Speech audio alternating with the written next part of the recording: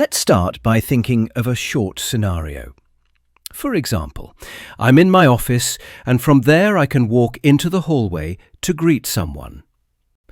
Let's assume the blue node here represents a 360-degree recording in which I can move around. Essentially a scene. And in this scene there are interaction points, like this grey waypoint here. When I click on it, something should happen. In this case, when I click the waypoint, I want to end up somewhere else. I can set this up by dragging a second scene into the editor's workspace and linking my waypoint to this new scene. I'll now name everything according to my scenario. I said I wanted to be able to go from the office into the hallway. So now we have two scenes, office and hallway, connected by a waypoint. Now we also said there's someone standing in the hallway we want to be able to talk to. That means we need a new interaction field, this time not a waypoint, but a dialogue. I can link this dialogue to the hallway scene, and on the right-hand side I can choose what I want to say. So I can type, for example, that I want to greet the person with hello, or a bit more formally with good day, Mrs. Muller. And if I assume that Mrs. Muller might respond differently depending on how I greet her, I can branch the scenario here. Depending on which choice is selected, Mrs. Muller can give a different answer, which could be shown in a different scene. So at this point, there are two versions of Mrs. Muller's response, both of which will eventually need to be recorded. We can also see that changing scenes doesn't always mean changing position. From the office to the hallway, of course I walk. But in the hallway, when talking to Mrs. Muller, my position stays the same and the scene change is just moving the story forward. But maybe I don't want a new scene to appear when I press hello. Maybe I just want some feedback like that was incorrect or that was correct. For that, I can use a scenario failed field. I drag it in the same way, link it to my hello field, and then add a message about what went wrong.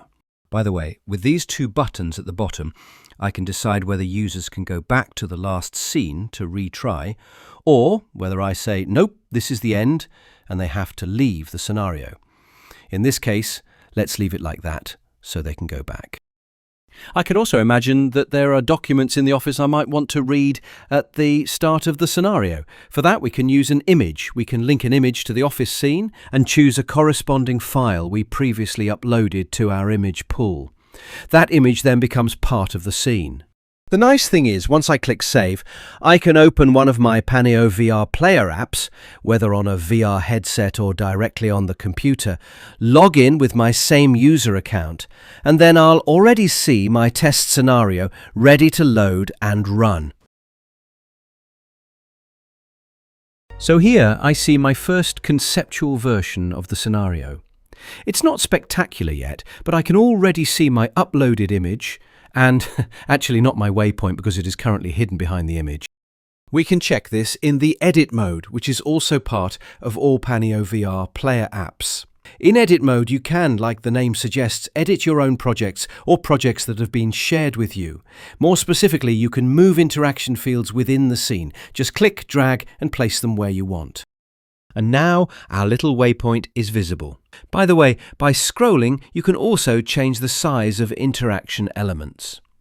Right now, we're still missing the video recordings, so I can't position my elements exactly where they should be.